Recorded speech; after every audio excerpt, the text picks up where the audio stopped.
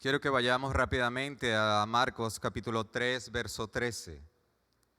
Marcos capítulo 3, verso 13 en adelante. Hemos venido predicando sobre el libro de Marcos, amén. Secuencialmente, desde el capítulo 1 hasta el capítulo 3. El tema del sermón del día de hoy, llamados y enviados a predicar. ¿Todos lo tienen, iglesia? Marcos capítulo 3, verso 13. El título, elección de los 12 apóstoles. Dice la palabra del Señor, verso 13. Después subió al monte, hablando de Jesús, y llamó así a los que él quiso, y vinieron a él. Y estableció a 12 para que estuviesen con él y para enviarlos a predicar. Y que tuviesen autoridad para sanar enfermedades y para echar fuera demonios. Verso 16. A Simón, a quien puso por sobrenombre Pedro, a Jacobo, hijo de Zebedeo, y a Juan, hermano de Jacobo, a quienes apellidó Boanerges, esto es, hijo del trueno, a Andrés, a Felipe, a Bartolomé, a Mateo, a Tomás, a Jacobo, hijo de Alfeo, a Tadeo, a Simón el cananista y a Judas Iscariote, el que le entregó. Señor, te damos gracias, Padre, por la gran bendición de una vez más estar aquí predicando tu palabra. Te pido que esta palabra que es viva y eficaz atraviese lo más profundo de nuestro ser. Ayúdanos, Señor, a entenderla, que podamos salir de aquí con un veredicto en nuestras vidas, tomando decisiones para la honra y la gloria tuya, Señor. Bendice a tu iglesia, bendice a mis hermanos, fortalece sus vidas, sus ministerios, Señor. Guía sus pasos. Y aquellas visitas que hayan venido acá, obra, oh Espíritu Santo, en sus corazones. Haz la gran obra, Señor, en ellos, Padre. Descansamos en ti, Señor, porque sabemos que tú estás trabajando. A ti sea la honra y la gloria, Señor. Lo pido en el nombre glorioso de Jesús. Amén, Señor. Amén. Llamados y enviados a predicar. Y he querido traer un testimonio personal y muy verídico, y lo veo tan compatible con lo que hoy les expondré. En el año 1992, presenté en la Escuela Naval de Venezuela, lógicamente con grandes aspiraciones. Ustedes se acuerdan, cuando uno se gradúa del liceo, nos vamos para las universidades porque queremos lógicamente poder continuar con nuestros estudios. Le doy gloria a Dios porque quedé como aspirante de cadetes. Me recuerdo que en el Nacional salió mi nombre. Y por un lado uno muy contento. En la casa estábamos muy emocionados. Primeramente por haber quedado y segundo porque todo era gratis. Era una beca con el 100% de los gastos pagos. Todo era gratis. Los estudios eran gratis. Los profesores eran gratis. Los libros eran gratis. La ropa era gratis, la lavandería era gratis, el techo allá en la escuela naval era gratis, mi cama era gratis, la comida también era gratis, la lavandería era gratis, el deporte también era gratis, todo era gratis y lógicamente en un hogar como el mío de escasos recursos, esto había caído como anillo al dedo. Todo era gratis. Y cuando me llamaron, me entregaron un acta de compromiso en donde una de las cláusulas decía, cito, acepto que durante el tiempo que permanezca en la Armada, me someteré a los rigores y riesgos inherentes a la vida y profesión militar. En consecuencia, en caso de lesiones, en caso de accidentes, enfermedades u otros hechos que pudieran incapacitarme en forma parcial o absoluta, temporal o permanente, y aún ocasionarme la muerte, renuncio expresamente a cualquier reclamo o acción contra la Armada. Bueno, este joven firmó y dije, lógicamente, yo como joven a mí no me va a pasar nada. Mi vida depende de mí y no de la institución.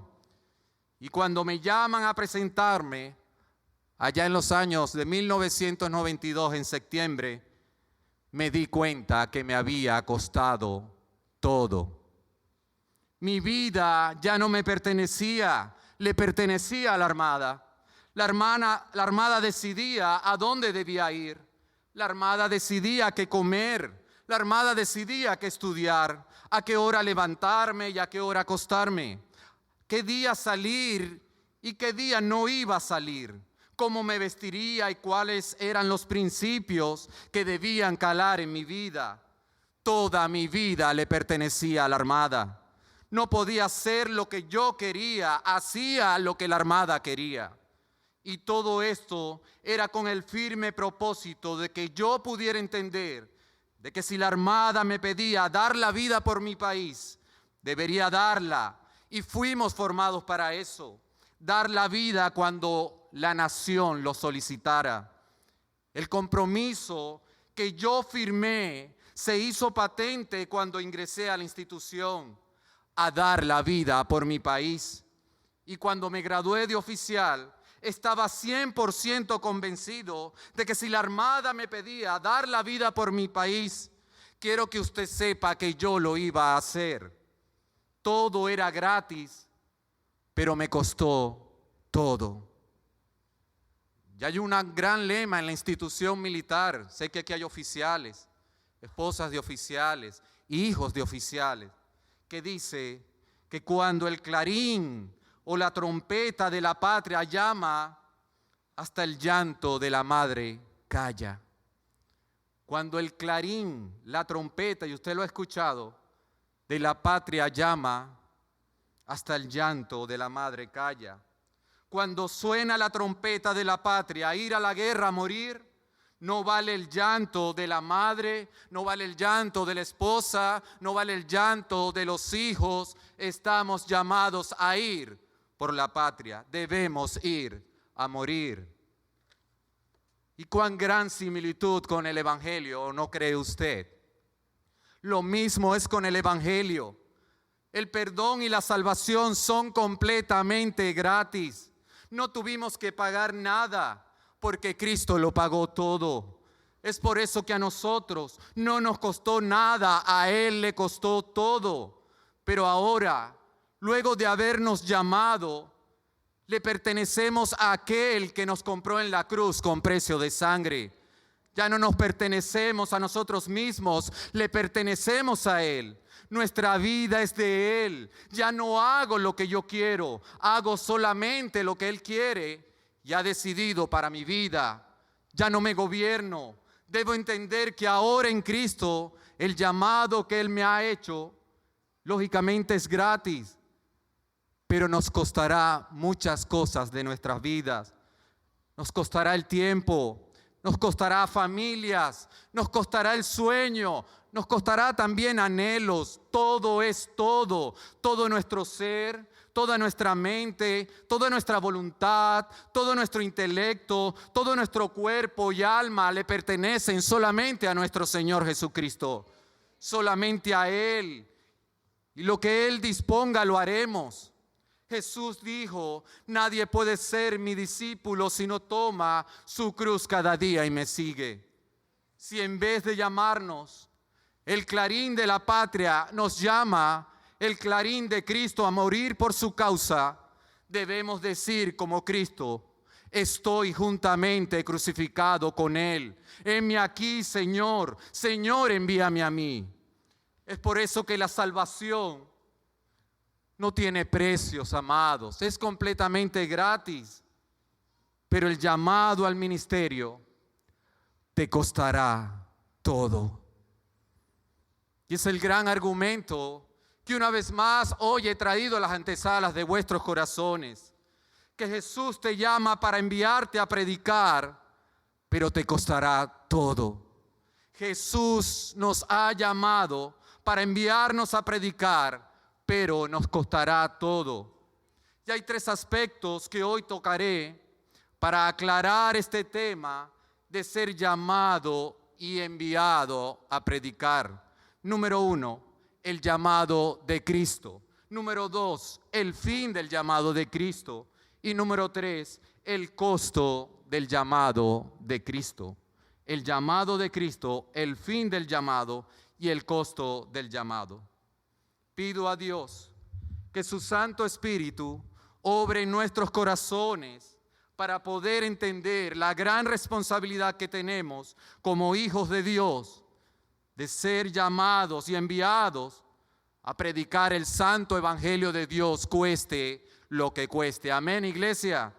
En primer lugar, el llamado de Cristo, verso 13. Dice el texto que después subió al monte y llamó así a los que él quiso y vinieron a él. Me llama mucho la atención que el versículo 13 comienza diciendo, después subió ¿a dónde? Al monte. Lucas 6, verso 12, explica más detalladamente diciendo, en aquellos días nuestro Señor fue al monte a orar y pasó la noche orando a Dios. El llamado de Cristo a sus apóstoles, ¿dónde nace? Nace en la oración. Jesús había entendido muy bien la importancia y el gran valor de la oración a la hora de tomar decisiones. Aunque era el Dios encarnado, aunque era el unigénito del Padre, uno en mente, uno en voluntad, uno en propósito y uno en misión con el Padre. Es por eso que Jesús dijo en Juan 10:30, yo y el Padre uno somos. Él, Jesús, conociendo muy bien los tiempos y las sazones, conociendo muy bien todos los acontecimientos históricos y por venir, ya que Él en su soberanía, ya que Él en sus decretos y en su providencia había establecido todo y conocía muy bien quiénes eran los llamados para el ministerio apostólico, nuestro Señor decidió dejarnos un gran modelo de dependencia total y absoluta al Padre, manteniendo comunicación directa y constante con Él, para así tomar las decisiones conforme a la voluntad de ¿quién? A la voluntad de nuestro buen Dios. Por eso su vida acá en la tierra se desenvolvió en una plena comunión con el Dios Padre. De hecho, nuestro Señor había llegado a este mundo para hacer solamente la voluntad de Dios y nada más. Jesús dijo, no puedo yo hacer nada por mí mismo, porque no busco mi voluntad, sino la voluntad del que me envió, la del Padre. Juan 5:29. Es por eso que uno de los designios de Dios para su Hijo, en una parte era predicar el evangelio de la reconciliación. Jesús dijo, vamos a los lugares vecinos para que predique también allí, porque para esto he venido. Marcos 1:38. Y tú, amado hermano, amada hermana, ¿has venido a esta tierra para que también prediques el evangelio? ¿Estás convencido de eso? La voluntad de Jesús era hacer la voluntad del Padre. Y este conocimiento previo y anticipado de la voluntad divina solamente se afirmaba por medio de la intimidad en la oración. Jesús no vivía independientemente acá en la tierra, desconectado del Padre, no. Su dependencia era necesaria y absoluta para poder cumplir la gran misión de Dios, predicar y morir por todos nosotros. Y vemos lógicamente cómo Jesús, antes de ser entregado, conociendo bien lo que le iba a pasar, se dirigió directamente al Padre en oración y descansó plenamente en la buena voluntad de Dios, que siempre será y es agradable y perfecta para nuestras vidas. Yendo un poco adelante, se postró sobre su rostro, orando y diciendo: Padre mío, si es posible, pasa de mí esta copa, pero no sea como yo quiero, sino como tú. La oración, amada iglesia, es vital para las grandes decisiones de nuestra vida. Quizás aún no hemos visto el peso de gloria detrás de una oración sincera al Padre. Hoy muchos de los acá presentes estamos a punto de tomar decisiones que transformarán nuestras vidas, ya sea para bien o ya sea para mal. La pregunta que naturalmente nace es que ¿ya oraste? ¿O simplemente tu propia rebeldía o independencia dejaron a un lado la oración? Quizás la angustia por tratar de resolverlo todo a tu manera han dejado al lado a aquel que ya tiene preestablecido lo que va a suceder, tal cual lo hicieron Adán y Eva al pecar contra Dios y huir y colocarse hojas en sus genitales para mostrar su propia justicia y conocimiento, en vez de ir ¿a dónde? Al Padre por guía, por perdón y misericordia. Amados, acudan al Padre en las decisiones trascendentales que ustedes han de tomar, con corazones sinceros y humillados, porque Dios siempre escuchará a los justos y eso es una gran promesa. Quizás el gran debate, y sé que es así, es conocer la voluntad de Dios para mi vida. Saber qué decisión tomar es el mayor desafío para todo cristiano, ¿sí o no?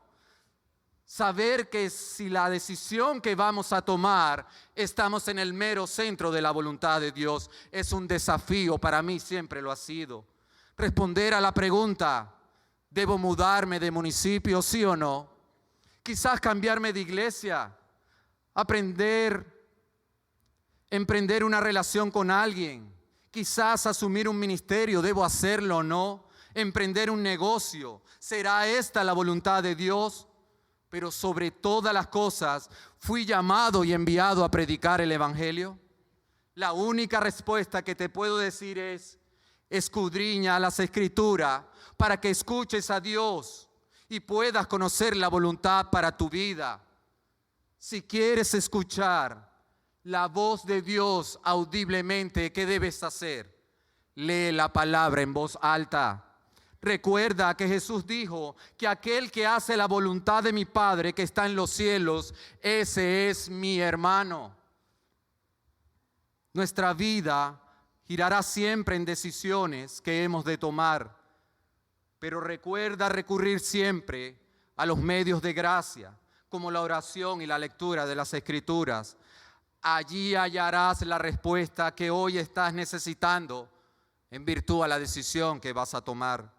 Jesús así lo hizo. Subió al monte y fue a orar. ¿A quién? Al Padre, para tomar nada más y nada menos la gran decisión de encomendar la misión de Dios a 12 hombres como tú y como yo, con virtudes y defectos, con distintos caracteres, quienes llevarían la predicación y por medio de ella transformarían completamente al planeta.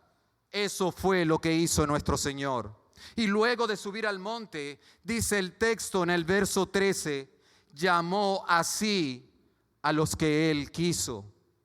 Luego de orar al Padre, Jesús, en medio de la multitud de sus discípulos, solamente llama así ¿a quién? A los que Él quiso. Y esto es un tema de elección soberana. Y este llamado fue un llamado al ministerio apostólico, al ministerio de ser enviados a predicar, un llamado netamente espiritual. Y este es uno de los 3 llamados que Dios hace a las personas. Y es necesario explicar los tres grandes llamados que hace nuestro Señor a las personas. El primer llamado que Dios hace es un llamado general o externo a toda la humanidad. El segundo llamado es un llamado interno a sus hijos. Y el tercer llamado es un llamado ministerial, que es el llamado que hoy les estoy predicando. Un llamado general, un llamado interno y un llamado ministerial, que es lo que dice el texto. Primeramente, el llamado externo es el llamamiento de parte de Dios que llega a todo hombre por medio de la predicación de la palabra de Dios. Hoy usted está escuchando la predicación de la palabra y es un llamado a todos para que lógicamente se arrepientan y crean en Jesús por fe, tal cual como dijo Jesús en la gran comisión de Marcos capítulo 16, verso 15. Id por todo el mundo y predicad el evangelio a toda criatura.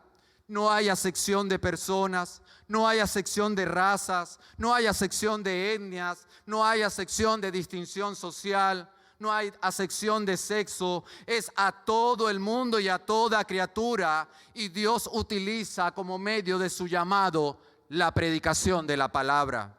El llamamiento externo consiste en la presentación y oferta de salvación en Cristo a todos nosotros, junto con una ardiente exhortación para aceptar a Cristo mediante la fe, a fin de obtener el perdón de los pecados y la vida eterna. Eso lo hace el Señor. Cada vez que tú y yo predicamos el evangelio a las personas, Dios está haciendo un llamado externo a toda criatura. Pero la predicación de la palabra a toda criatura, a todas las personas, escuche bien, no garantiza que todos se van a salvar. Unos sí y otros no. Unos creerán y otros no creerán. Era lo mismo que nuestro Señor dijo en la parábola de las fiestas de las bodas. ¿Se acuerda? En Mateo capítulo 22, verso 1 al 14.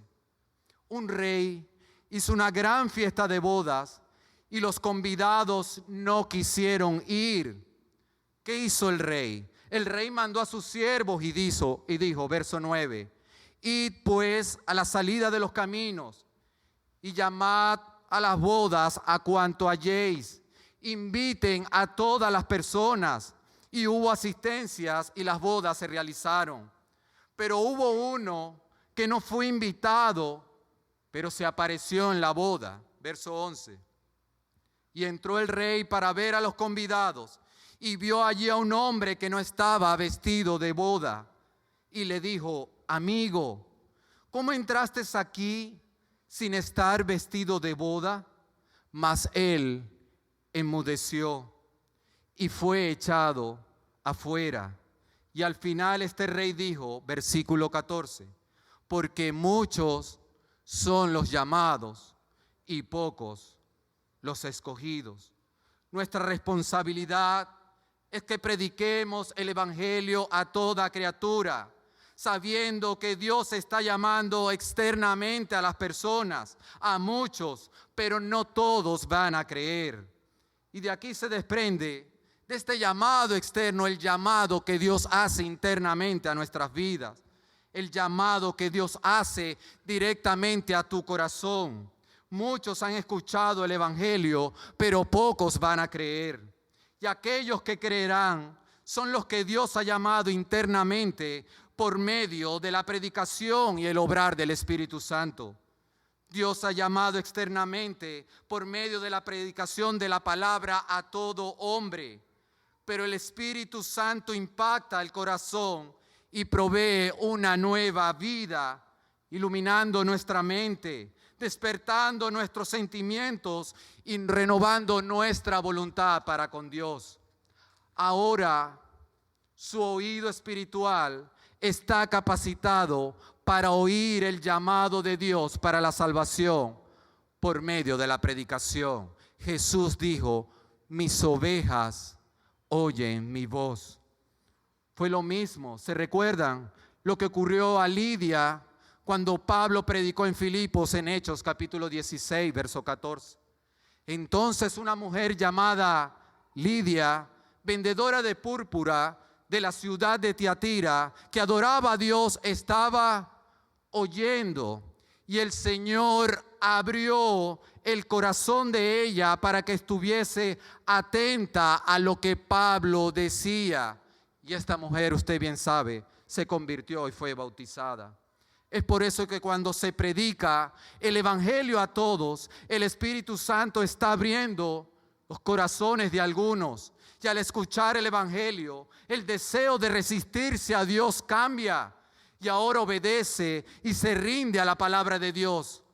Y naturalmente invocará el nombre de Jesús para arrepentimiento y fe. Invocarán el nombre de aquel mediador entre Dios y los hombres, a Jesucristo el justo. Solamente a Él van a invocar. Y eso hoy les puedo asegurar que está sucediendo. Dios, por medio de su Santo Espíritu, está abriendo los corazones endurecidos. Fue lo que le sucedió también a los apóstoles cuando fueron llamados internamente. Luego de escuchar el llamado externo por parte de la predicación de Jesús en Galilea, simplemente Jesús, llamando internamente, le dijo a Simón y a Andrés: venid en pos de mí. Y de inmediato, ¿qué hicieron ellos? Dejaron sus redes y le siguieron. Más adelante vio a Jacobo y a Juan remendando sus redes. Los llamó internamente y les dijo: síganme. Y dejando a su padre, le siguieron. Luego llamó a Leví y a Mateo, y viéndolo sentado en el banco de los tributos públicos, le dijo: sígueme, Mateo. Y levantándose, le siguió. Y al día siguiente, Jesús quiso ir a Galilea, y halló también a Felipe, y le dijo: Felipe, sígueme. Y Felipe le siguió. ¿Se dan cuenta que este llamado interno proviene de Dios para salvación y es completamente irresistible? El hombre no puede resistirse a él. Jesús dice: sígueme, y el hombre sigue a Jesús.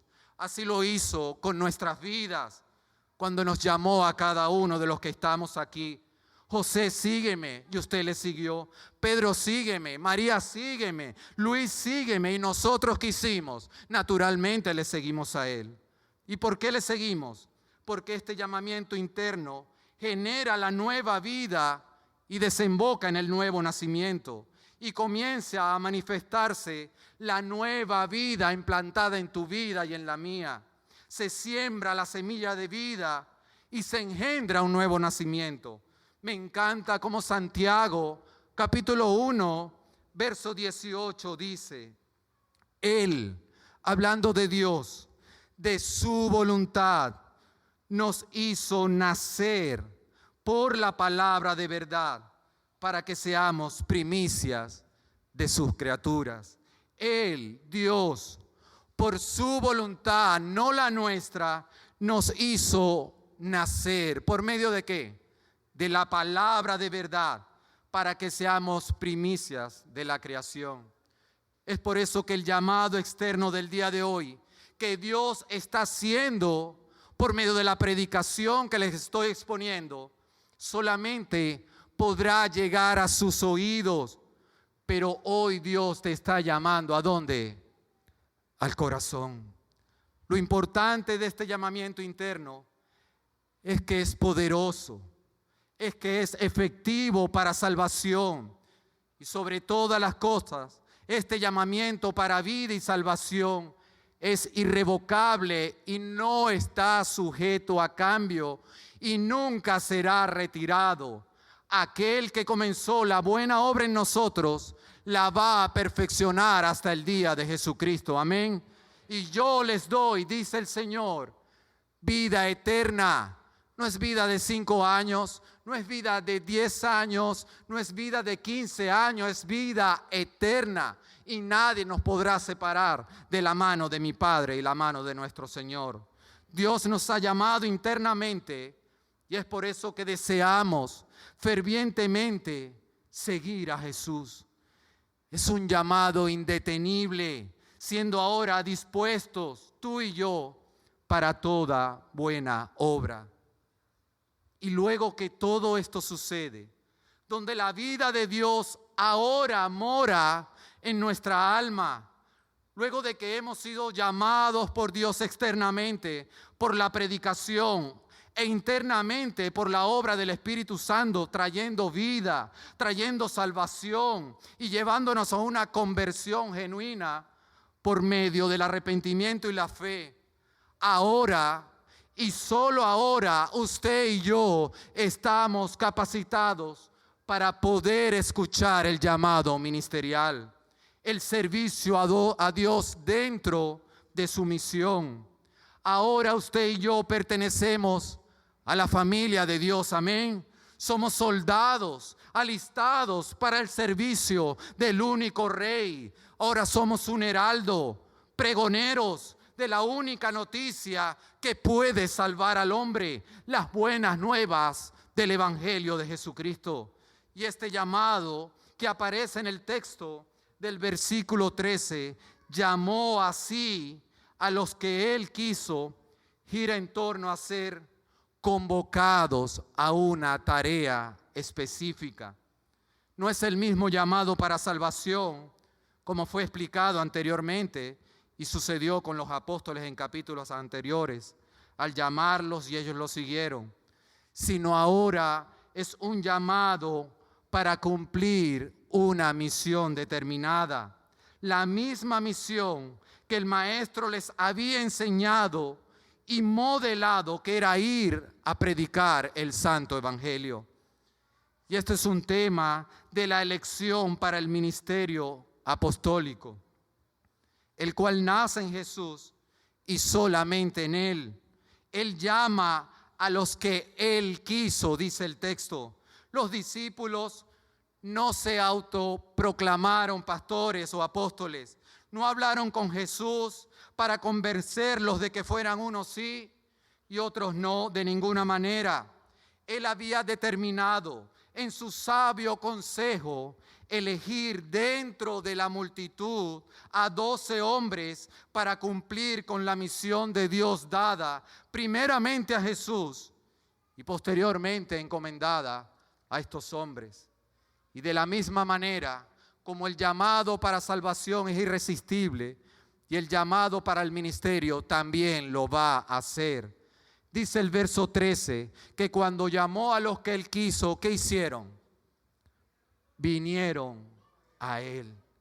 Vinieron a Él. Estos 12 hombres que fueron llamados por Jesús, convocados ahora a una tarea específica, inmediatamente fueron a Él.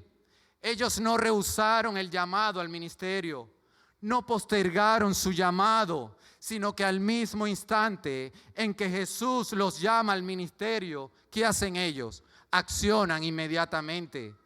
De la misma manera que dejaron todo y siguieron a Jesús en medio de su conversión para seguirle y aprender de Él, ahora la demanda era la misma, pero con un nuevo enfoque, convocados a una tarea específica, dejarlo todo para que sean testigos de nuestro Señor Jesucristo a las naciones.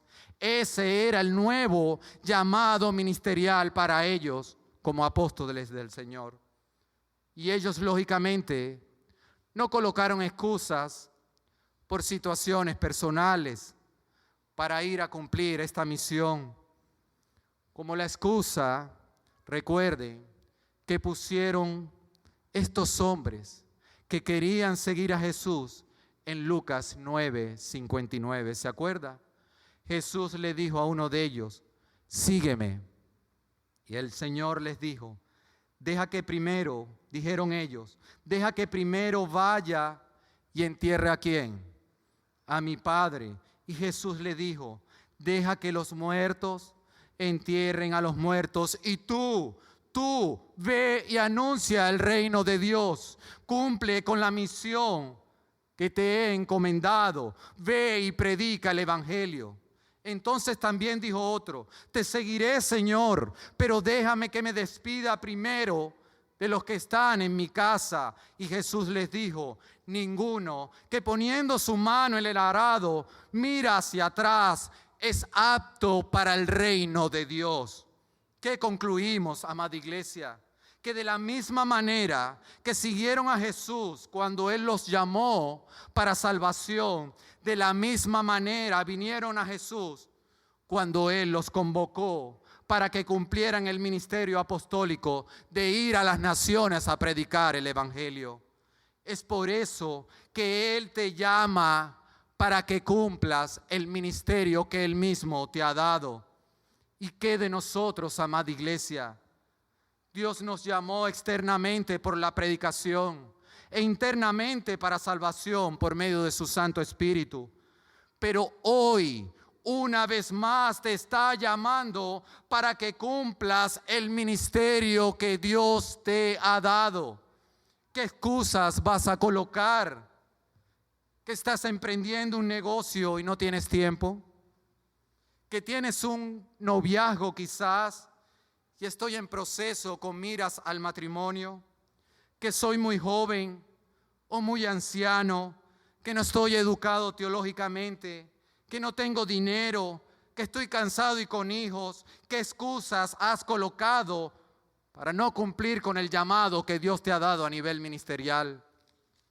Y quiero que sepas que hay dos tipos de ministerio, y preste atención: el ministerio de pocos y el ministerio de muchos.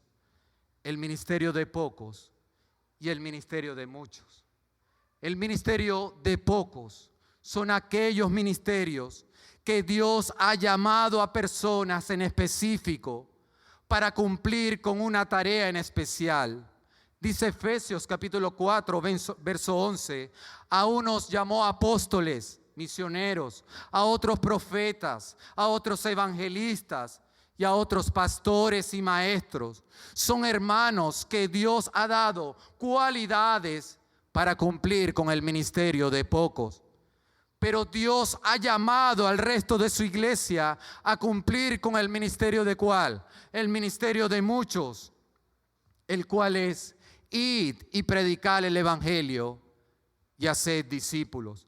A los muchos les digo, están predicando y haciendo discípulos, y a los pocos están clamando al cielo para confirmar su ministerio. Amados, ¿de dónde saldrán los próximos pastores de esta iglesia? ¿De dónde? ¿De dónde, amados? De aquí mismo. Eso es verdad. Los pastores deben salir de acá mismo.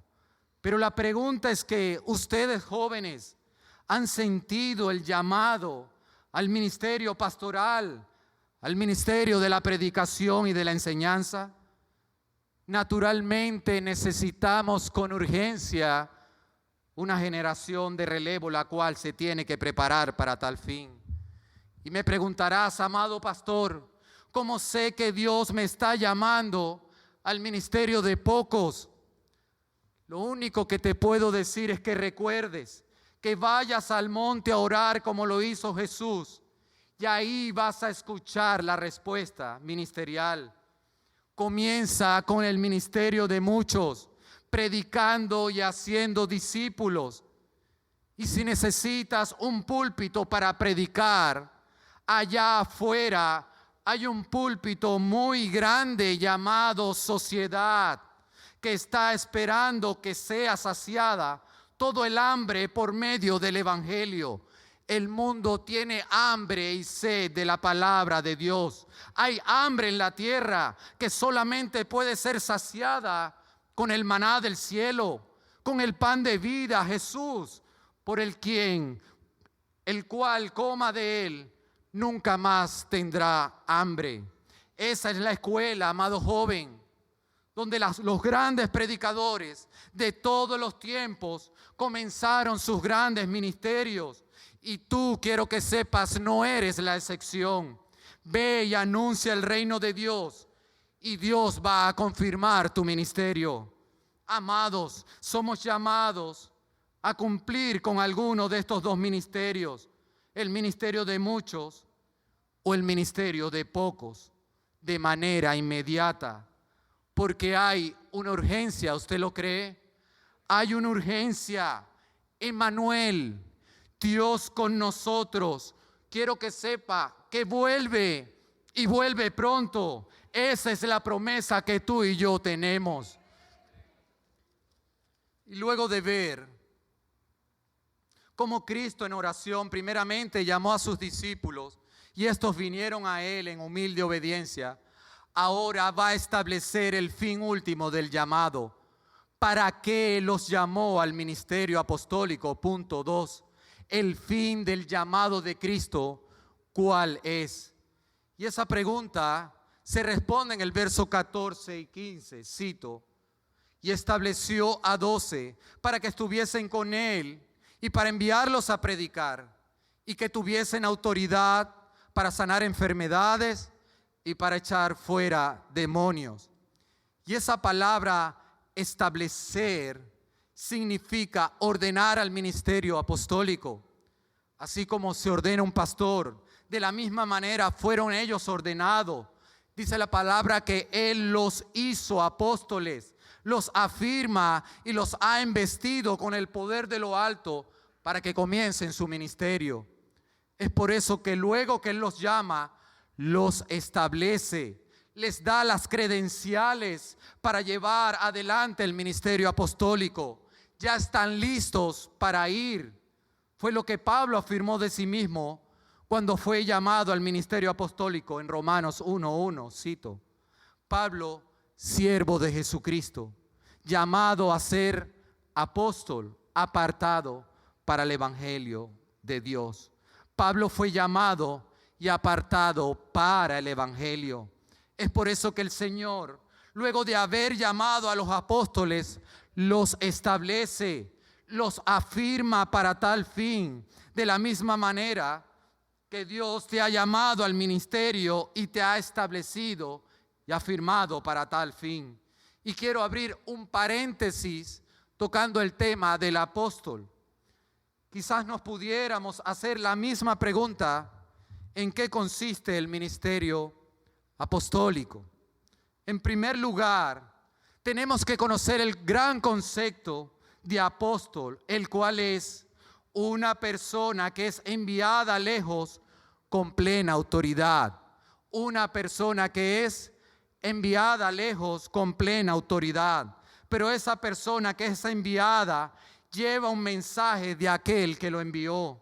Ahora bien, teniendo esto claro, existen tres conceptos fundamentales de lo que es un apóstol.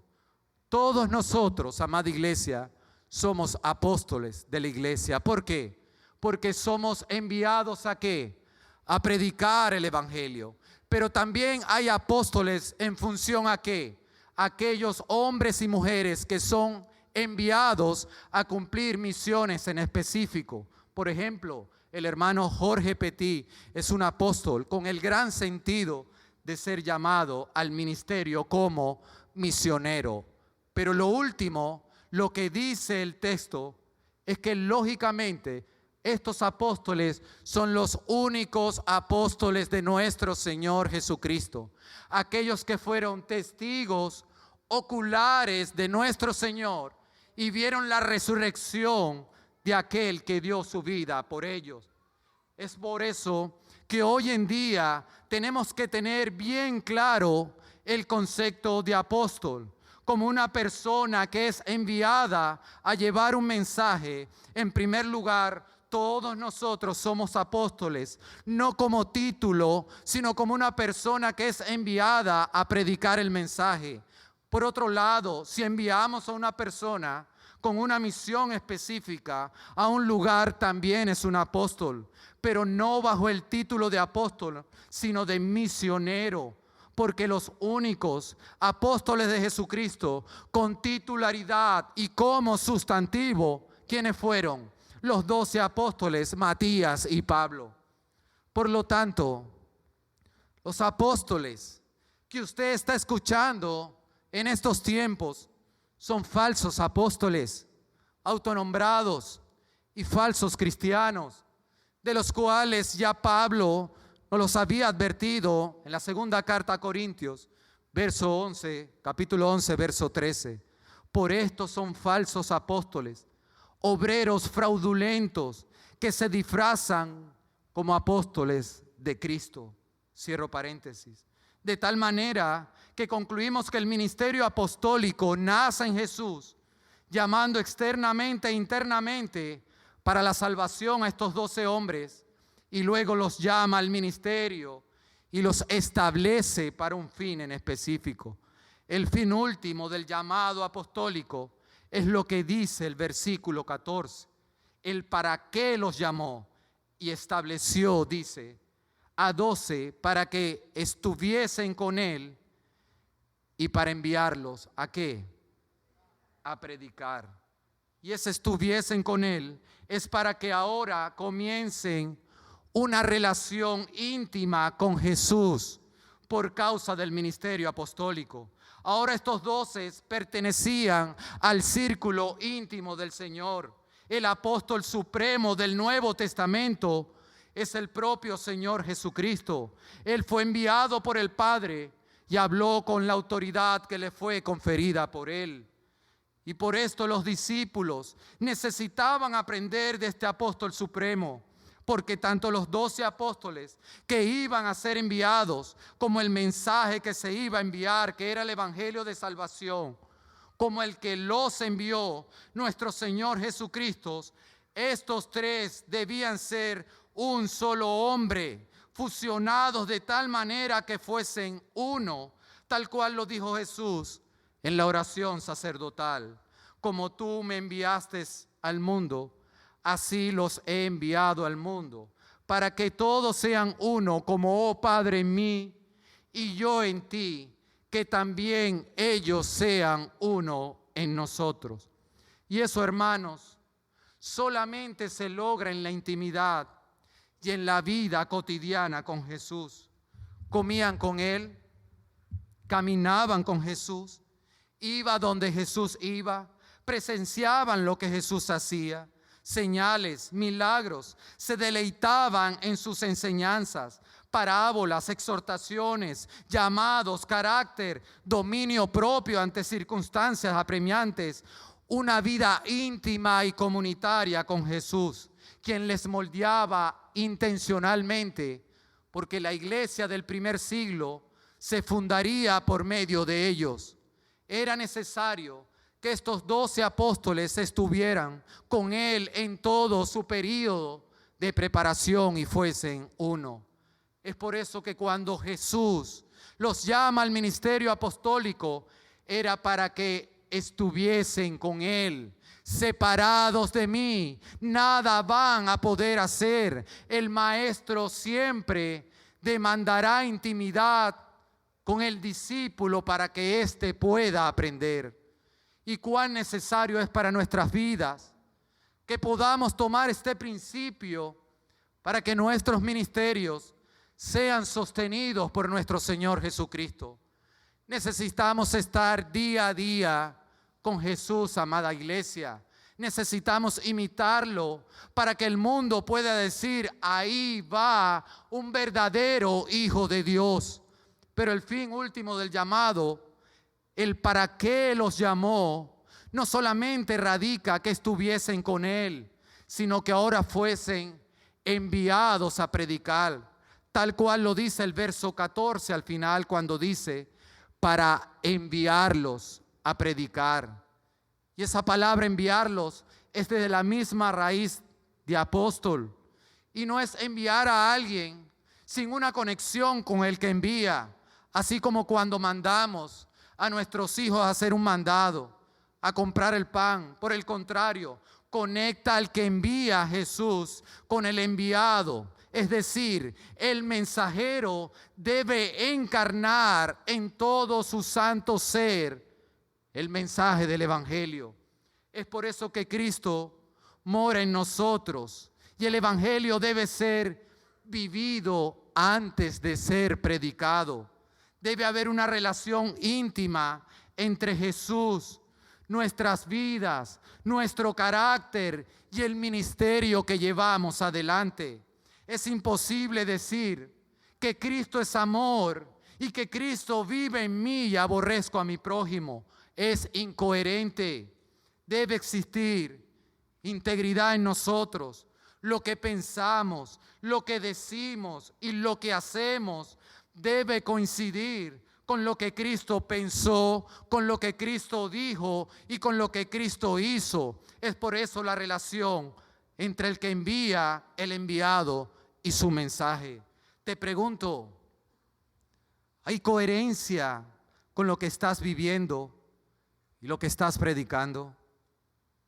Podemos ir a preguntarle a tus hijos, a tus amigos, a tus vecinos, empleados, que en realidad eres un cristiano, un discípulo del Señor.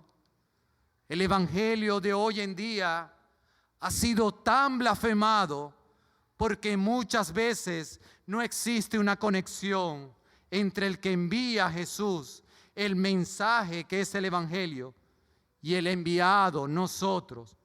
Y por eso muchas veces nos señalan. Solamente el mensaje del evangelio será de interés a muchos cuando encarna al que es enviado. Solo el evangelio hará un impacto en las vidas de aquellos que te escuchan cuando el evangelio sea encarnado en ti. Aprópiate de la promesa que aquel que comenzó la buena obra en ti la va a perfeccionar hasta el día de Jesucristo. Tenemos una responsabilidad día a día de entender de que el fin último de mi ministerio, ya sea el de muchos o el de pocos, se fundamenta en estar con Él. Y que ese hecho de estar con Él, su mensaje, debe encarnarse en mí. Para eso nos llamó externa e internamente para salvación. Y ahora el llamado ministerial debe nacer en estas premisas. De tal manera que estar con el Señor conecta su mensaje y nuestro testimonio de vida. Es por eso que ser enviado a predicar como heraldos tiene una connotación de reino. Y le coloco este gran aprendizaje. En la antigüedad, los que llevaban los mensajes de los reyes al pueblo eran los llamados heraldos, quienes debían transmitir gritando en voz alta estrictamente el mensaje que se les había dado, sin añadir ni quitar. Simplemente debían decir lo que el rey había mandado a decir. Normalmente llegaban en un caballo, se subían a un lugar alto, quizás a un barril, una cima o un balcón de una casa. Tocaban el clarín, la trompeta y desenrollaban el rollo y leían literalmente tal cual estaba escrito por las palabras del rey. Sus funciones variaban. Aparte de dar un mensaje de suma importancia al pueblo de parte del rey, de la misma manera en las guerras llevaban el mensaje de paz de parte del rey y llamaban a las personas que el rey o el príncipe estaba citando. Y esa, amada iglesia, es la misma función que Cristo hizo y hace en nosotros.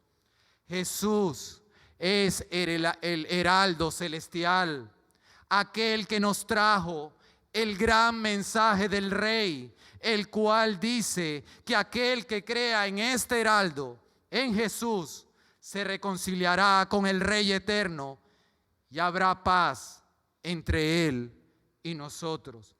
Y si creemos en Jesús, Él nos llamará a vivir en su reino por la eternidad. Él nos llamará a su cita divina, dijo Pablo en Romanos 5:10, porque si siendo enemigos del Rey de los cielos, de Dios, fuimos reconciliados con Dios por la muerte de su Hijo, mucho más, estando reconciliados, seremos salvos por su vida y tendremos paz para con Dios por medio de nuestro Señor Jesucristo. Y es lo mismo que tenemos que hacer tú y yo como heraldos.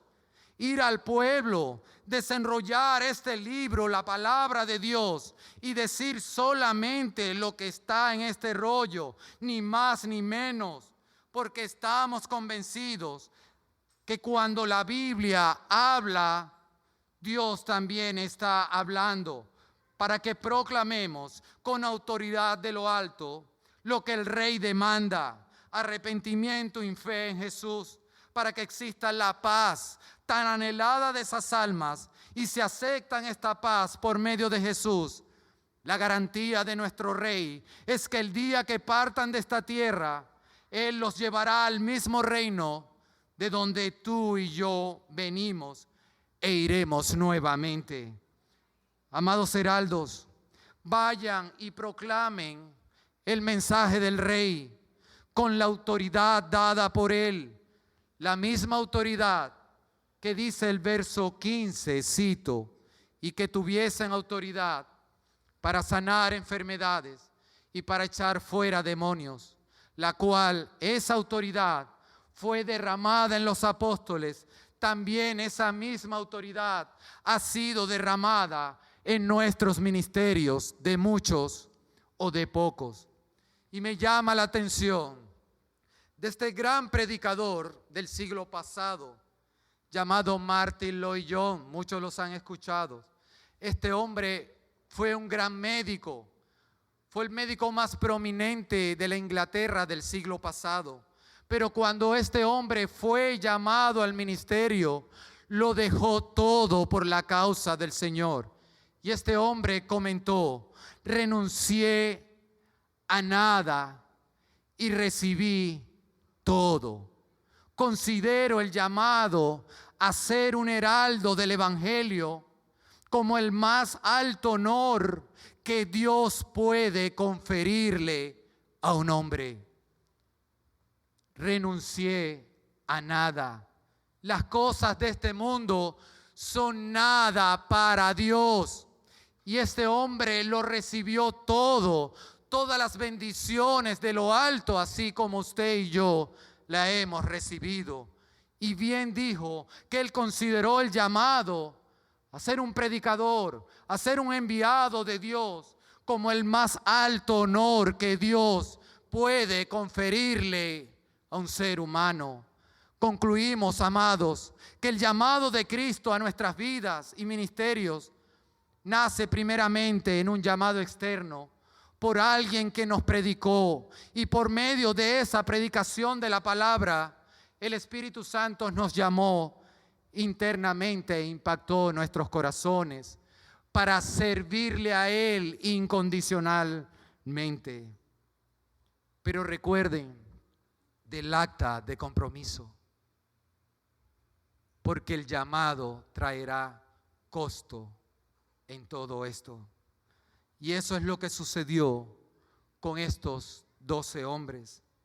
Luego que Él los llama al ministerio y les muestra el fin último del llamado, el cual es que estén con Él y que Él los enviará a predicar, nuestro Señor da sus nombres. Verso 16. A Simón, a quien puso por sobrenombre Pedro, a Jacobo, hijo de Zebedeo, y a Juan, hermano de Jacobo, a quienes apellidó Boanerges, esto es, hijos del trueno, a Andrés, a Felipe, a Bartolomé, a Mateo, Tomás, Jacobo, hijo de Alfeo, Tadeo, Simón el cananista y Judas Iscariotes, el que lo entregó. 12 hombres elegidos por Jesús para el ministerio apostólico, para ser enviados a predicar. Pero lo que ellos menos se imaginaron era el costo detrás del llamado al ministerio. Les iba a costar todo. La salvación había sido gratis, pero el llamado al ministerio les iba a costar todo. Jesús dijo: si alguien viene a mí y no aborrece a su padre, no aborrece a su madre, a su mujer e hijos, a sus hermanos y hermanas, y aún hasta su propia vida, no puede ser mi discípulo.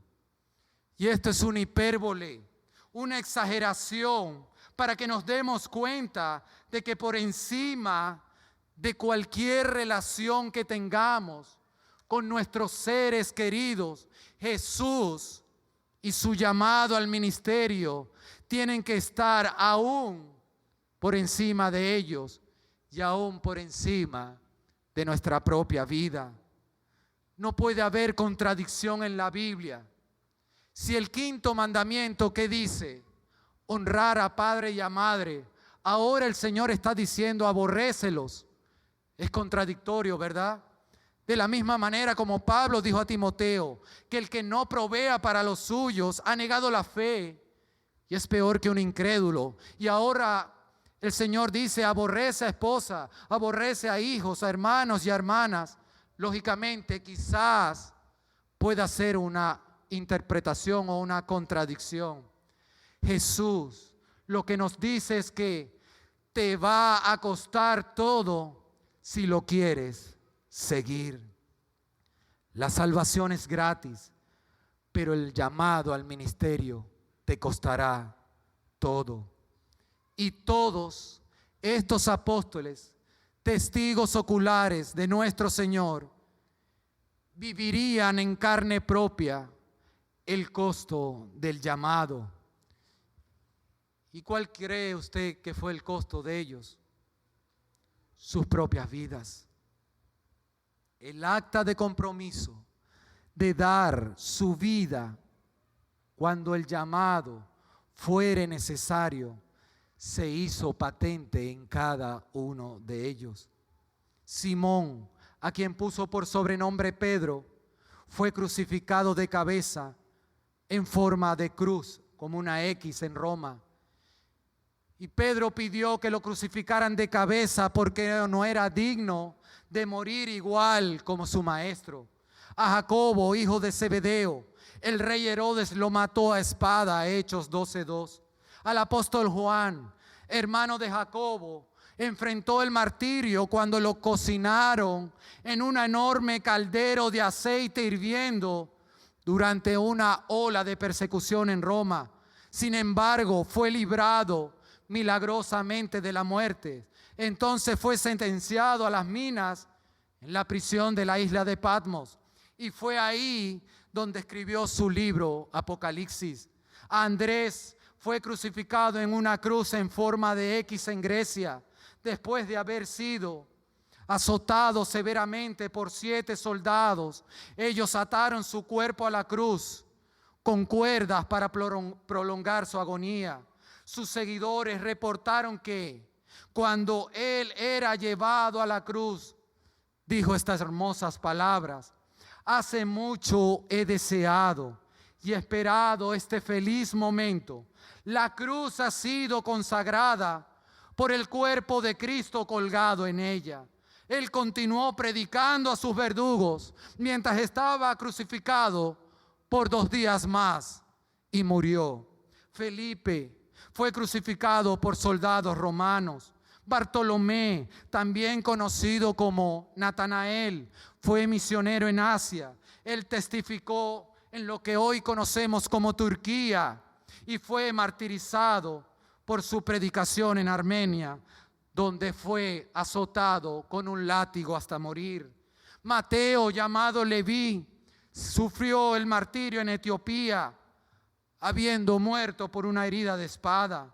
Tomás fue traspasado con una lanza en la India durante uno de sus viajes misioneros para establecer allá a una iglesia. Jacobo, hijo de Alfeo, aquel que llamaban Santiago, el hermano de Jesús, fue el líder de la iglesia en Jerusalén. Fue arrojado de una altura de más de 30 metros desde el pináculo al sureste del templo, cuando se rehusó a negar su fe en Cristo. Cuando descubrieron que sobrevivió a la caída, sus enemigos lo golpearon con un garrote hasta quitarle la vida. Este fue el pináculo donde se cree que Satanás había llevado a Jesús durante la tentación, ¿se acuerda? Tadeo, aquel que llamaban el valiente, asesinado con flechas por no negar a Cristo. Simón el cananista, linchado en la ciudad de Samir, cerca de Babilonia, por no negar su fe. Y Judas Iscariote, el que le entregó, ese se suicidó. Matías, el apóstol elegido para reemplazar a Judas Iscariotes el traidor, fue apedreado y luego decapitado. Y por último, el apóstol Pablo fue torturado y después decapitado por el vil emperador romano Nerón en el año 67. De tal manera que todos estos hombres fueron mártires por el llamado ministerial. Les costó todo hasta su vida. Pero estamos convencidos que estos hombres están inscritos en el hall de la fama de los mártires de nuestro Señor Jesucristo. Amados, aquel que te ha llamado al ministerio de muchos o el ministerio de pocos, nuestro Señor Jesucristo, hoy una vez más te dice, te va a costar todo. El sufrimiento es el gran llamado que cada uno de nosotros tenemos como creyentes, pero especialmente a aquellos que Dios llama para llevar el evangelio a los no alcanzados. El sufrimiento, la persecución y la muerte no es el fin de la vida feliz que hoy pudiésemos tener ahora en Cristo. Por el contrario, es el comienzo del encuentro cara a cara con aquel que nos llamó, a Jesús. Cuando Cristo nos llama al ministerio para ser enviados a predicar, nos invita a venir y a morir, así como esos 12 hombres murieron. Jesús dijo en su gran promesa, la cual nos debemos aferrar de ella, que aquel que pierda su vida por Jesús la va a hallar. No temas al que puede matar la carne. No temas, no temas, sigue adelante. Amado, serás perseguido en todos los lugares que te desenvuelvas. Pero hoy una vez más, el Señor te está llamando al ministerio de muchos para que vayas y prediques con valentía. Te animo a que comiences una célula, busca un hermano y comienza a predicar en las plazas, comienza a predicar en los autobuses, predica en tu trabajo, predica en tu universidad, comienza a entregar tratados. Él te ha enviado a que seas el heraldo del Rey. Él nos ha llamado a ser discípulos. Ese es el fin último del llamado, que estemos con Él y que seamos enviados a predicar. Por eso es que hoy he venido a afligir sus corazones para que tomen mano en el arado. Y si tú lo estás haciendo, hermano, te animo a que continúes siendo diligente y perseveres hasta el fin. Recuerda que hay galardón y recompensa eterna. Y si Dios te está llamando al ministerio de pocos, oh joven, si Dios te está llamando al pastorado, a la predicación y a la enseñanza, recuerda lo que dijo Martin Lloyd-Jones: no perdí nada, lo gané todo. Jesús te llama, amada iglesia, para predicar, pero te costará todo. El Señor dijo: id, mas no hay garantía de que vuelvas. Inclina tu rostro y vamos a orar. Señor, te damos gracias una vez más por tu palabra.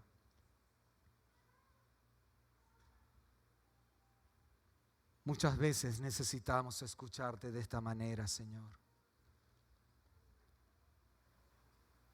haciéndonos entender que la salvación que nos has provisto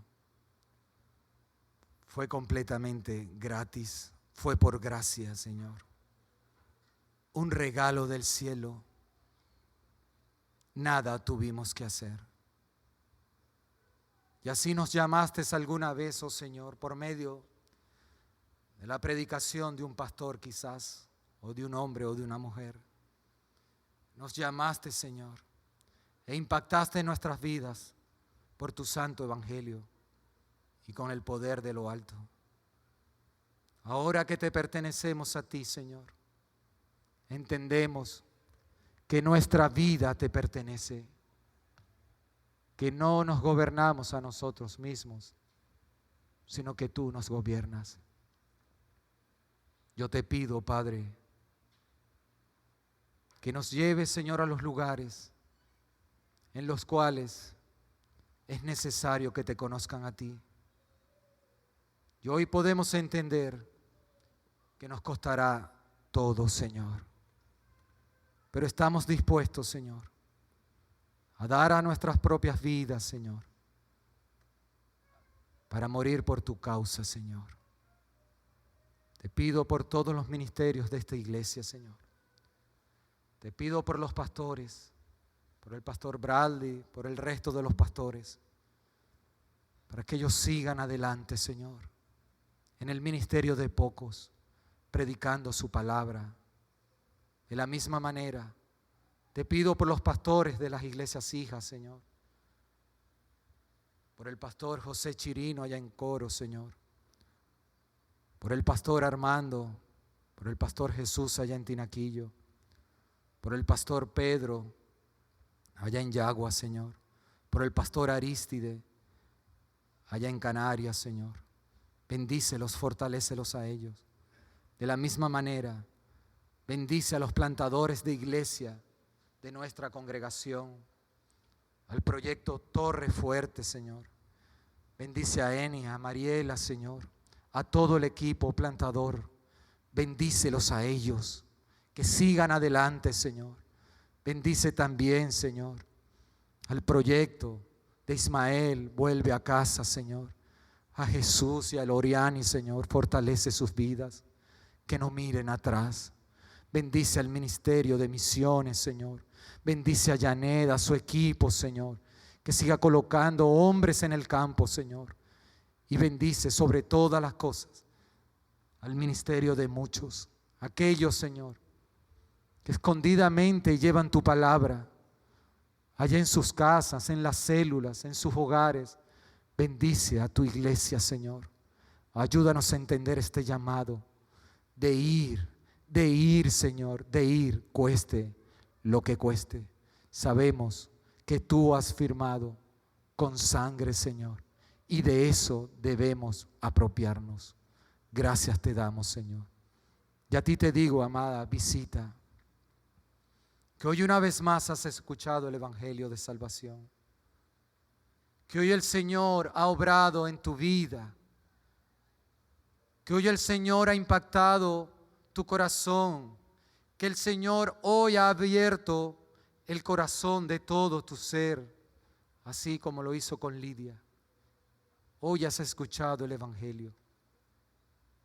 Y lo único que el Señor te pide, porque todo es gratuito, es que te des cuenta de todos los años que has vivido apartado de Él. Sinceramente, ponte a cuentas con el Señor y toma conciencia en lo más profundo de tu ser de cómo has vivido. Sinceramente, quizás Dios no ha sido el Dios de tu vida, el que hoy te he predicado. Y el Señor te pide que te arrepientas. El Señor te pide que hoy te des cuenta y clames por perdón y por misericordia. Él está dispuesto a perdonarte. Él ha entregado a su Hijo Jesús para que coloques tu mirada en Él. Él ha dado todos los medios para que vayas a Él. Él te ama y te recibe tal cual como estés. Él es un Dios de amor. Él es un Dios de misericordia. Corre a Jesús. Ve a Jesús, porque allá encontrarás la paz que tanto estás buscando. Quizás tu vida es completamente un desastre. Quizás tu vida, quizás no tienes remedio. Quizás estabas a punto de salir de este lugar y atentar contra tu propia vida. Pero el Señor te dice, ven, porque todos tus pecados serán perdonados. Cree en Jesús. Y su sangre derramada ha sido dada para el perdón de todos nuestros pecados. Ve a Jesús, abre tu corazón y descansa en Él. Señor, te damos gracias por todo lo que hoy nos has hablado. A ti sea la honra y la gloria. Lo pido en el nombre de Jesús. Amén, Señor. Amén. Que el Señor les bendiga.